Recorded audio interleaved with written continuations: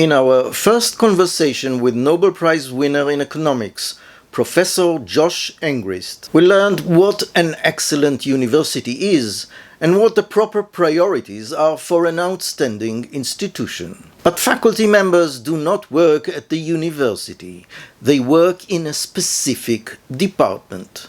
So in this conversation with him, I asked Professor Angrist to clarify for us what makes an academic department an outstanding one. After all, in the economics department at MIT, there are several winners of a Nobel Prize, and there will probably be more of them. So what makes the economics department at MIT so outstanding? Is a department merely a body that recruits outstanding researchers, or does the department have an added value? How does a department contribute to the scientific productivity of its members, and what can those responsible for fostering excellence do to promote an outstanding department? Here is Professor Josh Angrist. Well, the department is very important. But first of all, let me say, Gadi, I don't think the best measure of research success is Nobel Prizes. I'm happy that I won the Nobel Prize, but I wasn't looking for it. And I think economists in particular, we're at peace with randomness. And the Nobel Prize, there aren't very many. And most of the people that should win by virtue of the quality of their contributions, not only in economics, will not, because, only a couple people win every year, and there's thousands of very productive scientists and scholars in the world. So you shouldn't hang around waiting for that. And that's not the only measure of success.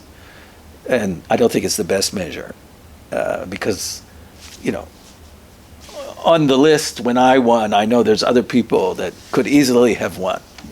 And so, there's a real sense in which I got lucky. So you need something a little broader. And the way we keep score in economics and the research side is by citations, and you have an impact on the discipline, and a very simple quantitative measure is your work cited, in Hebrew, mitzutat. And so we have a lot of highly cited scholars, most of whom will not win the Nobel. It's true, we have Duflo, she won, and many people think Duran will win.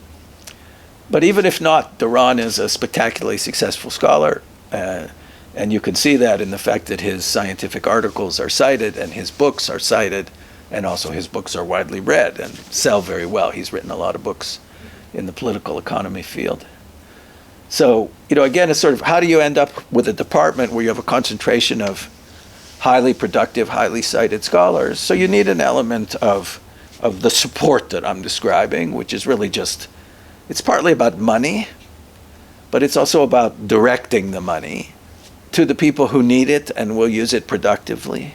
And for that to be successful, you need an element of, in Hebrew, there's a word for it. There isn't quite the same, I don't know if there's an English word, firgun.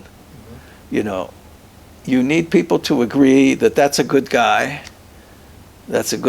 or scholar, male or female, and we should support that person.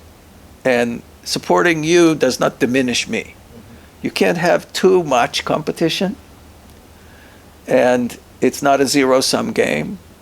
And, if Duflo is successful, that doesn't make somebody else less successful. But there is a natural tendency towards jealousy, so you have to overcome that. And, you see communities that kind of struggle with that, where there's a lot of jealousy and a lot of fighting. And you see communities where people are willing to kind of rise above it. I tried to meet that standard. Esther Duflo was my student. She was my PhD student. She won a Nobel Prize.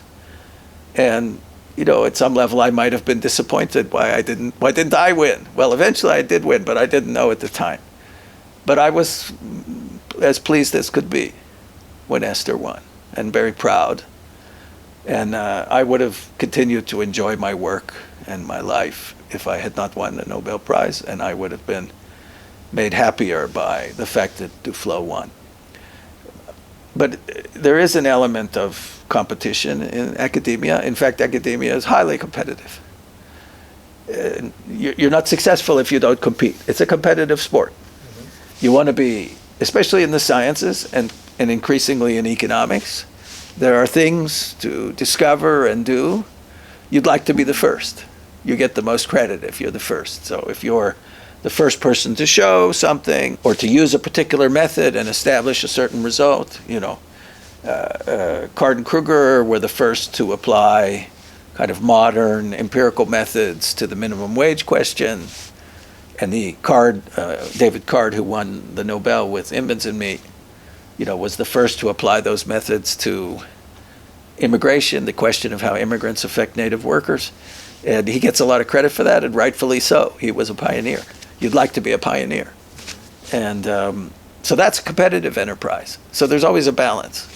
Unfortunately, Israelis don't play baseball. I think baseball is a wonderful metaphor for what we do. First of all, in the sport of baseball, there's a lot of failure.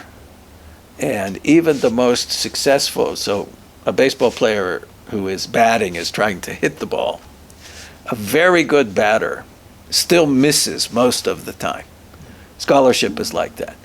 A very good scholar, still, most of our papers and most of our ideas don't work out and fail. And I try to teach this to my students, that if you want to be a scholar, you need to be willing to wake up to a lot of bad days where things don't work out and keep going. And most people, they might say they're down for that, but they're not. When push comes to shove, they'd like to be told they're doing a good job. Mostly in scholarship, you find out you're not doing a good enough job.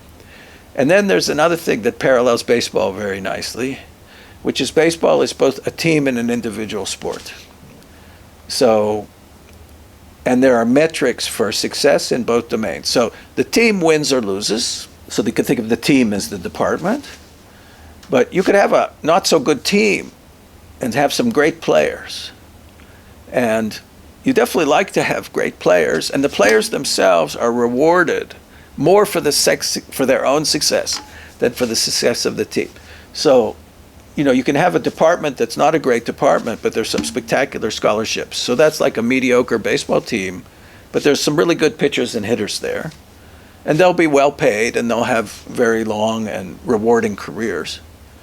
And you can have very strong teams where the individual players are not so great, but somehow they manage to work together.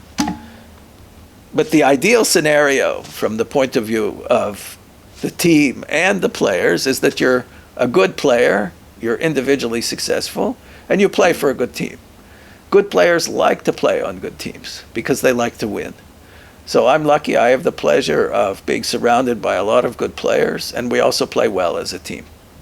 And our team activities, whether it's the scholarship that we sometimes do together, we collaborate, we write papers together, I write papers with my colleagues.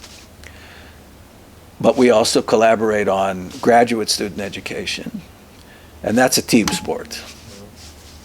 So the best of all possible worlds is to be a good player on a good team, and I'm lucky that I can say that I've had that in my career. I also enjoyed playing on the Hebrew University economics team. We had a lot of good players and a good team.